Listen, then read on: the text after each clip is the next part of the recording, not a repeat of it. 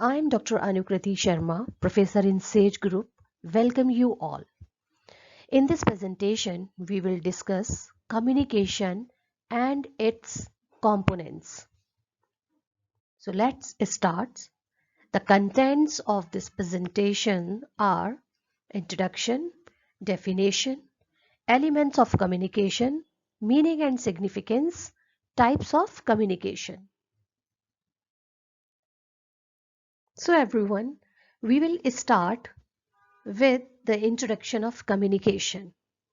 As we all know, today it is possible to communicate with people staying far away through various means such as mobile phones, SMS, online chatting, social networking, and video conferencing. Therefore, we can say that we live in an age of communication, not just because of decisive breakthroughs in communication technology, but also because with each passing day, the impact of the words we say and write seems to grow manifold. It is how we present ourselves verbally and non-verbally that gives us a sense of adequacy and certainty. At the professional front also, it is communication and its related skills that decide a person's career curve. It is so because in the professional world, what professionals do most of the time is communicate. So in this presentation, communication skills aims at helping readers acquire the skills required for communicating effectively in professional situations and learn the nuances of the English language. So it starts with this quote: effective communication is 20% what you know and 80% how you feel about what you know.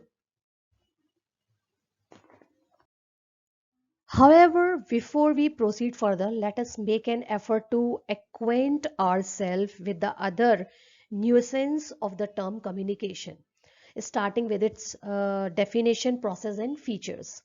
As we all know, communication, the buzzword in today's world, originates from the Latin word communico or communicare, which means to share. It is the sharing of information between different individuals. It includes the sharing of ideas, concepts, imagination, behaviors, and written contents. Communication is simply defined as the transfer of information from one place to another. This transfer of information can be conducted in different ways, and communication is considered effective only when it gets the desired response or positive feedback. Starting with its definition, various researchers and analysts define the term communication in their own way.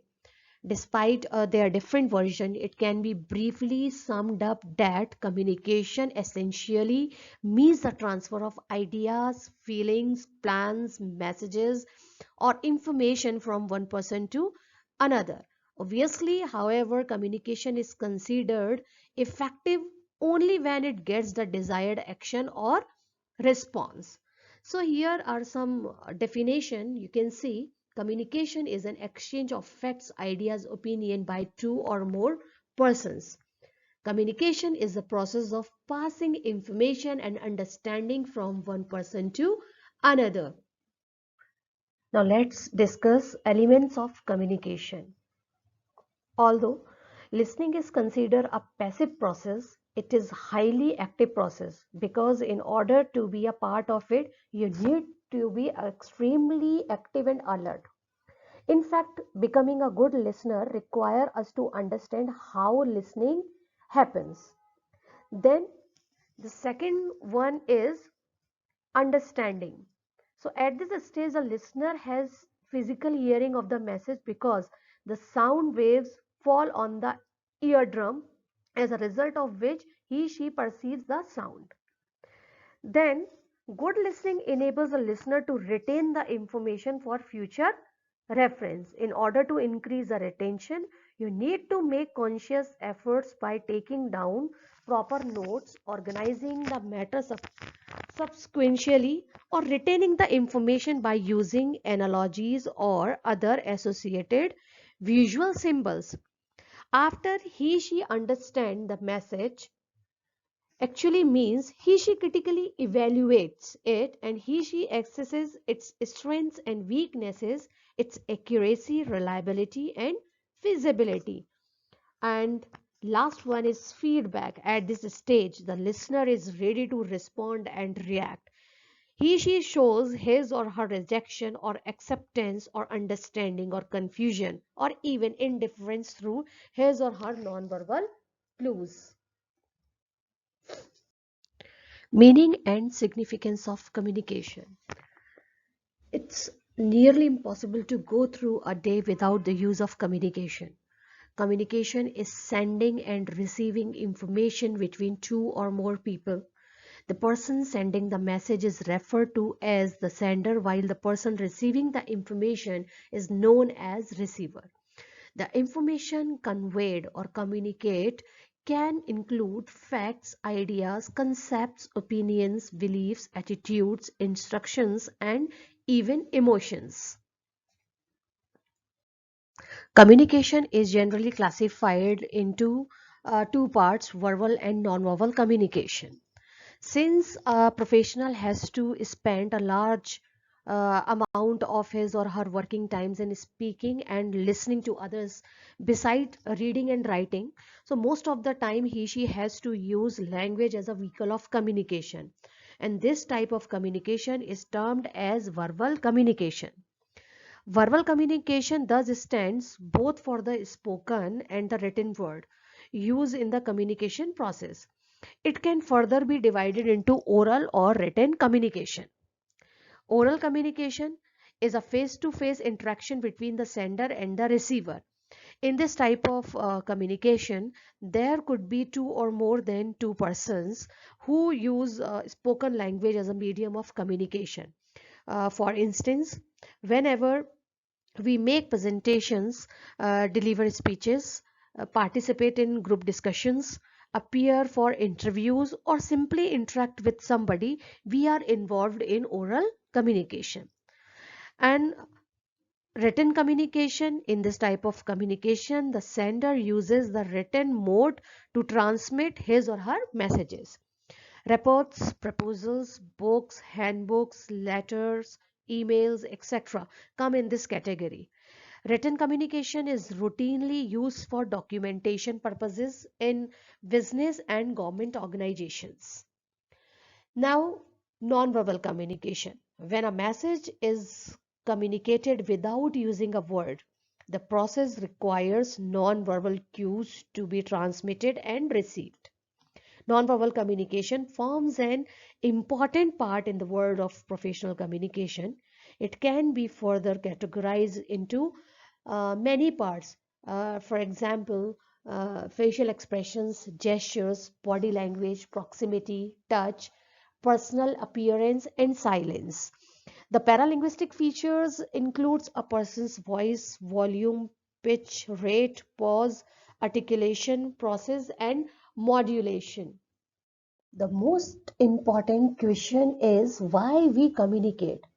What is the purpose of communication? So we have many purposes for communication. The first purpose is to express the ideas. To transfer ideas from one person to another, communication plays a vital role. Every human being has some ideas that are unique to his own mind. Many of these ideas can be implemented in the real life and can turn into major creation too. But to make the transition from just a thought to an implementation, it requires effectual communication or effective communication. Hence, the idea should be communicated as a plan, drawing, or description so that it can be created further. Second purpose is for interacting with society. It is very important that we interact with our surroundings and people living in the surroundings. Whenever we talk to someone, we knowingly or unknowingly react to his or her question, action, or comments. So, this is communication. So, while responding to someone in any way, we are actually communicating. or healthy communication is essential for a healthy society. Next one is to educate. To educate someone, we need to communicate the ideas in the syllabus or the study material to the students. Education involves a collection of all kinds of communication, that is audio, video, books and lectures. However, the deal is not just to communicate, but to communicate effectively. Inefficient communication can lead to transfer of ambiguous knowledge or complex knowledge.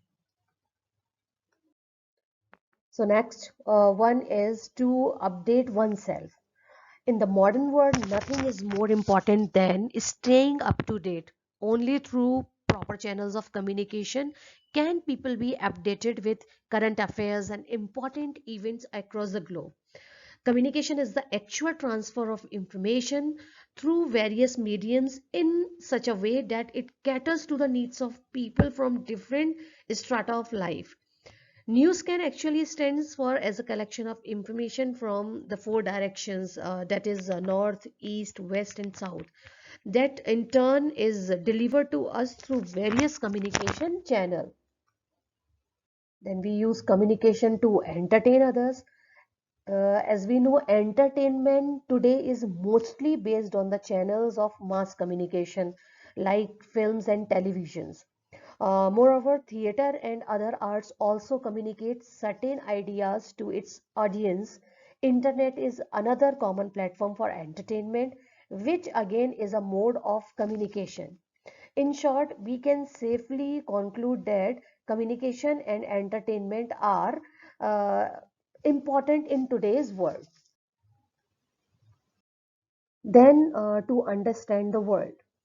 Unless we communicate with the world, we will never understand the way things functions and how things are piled up and related to one another.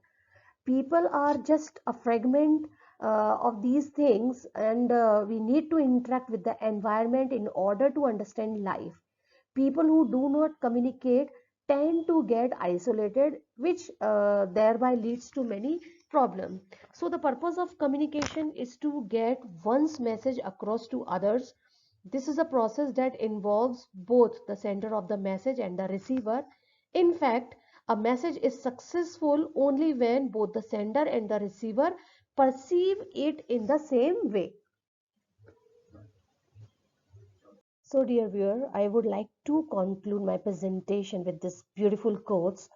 To effectively communicate, we must realize that we are all different in the way we perceive the world and use this understanding as a guide to our communication with others.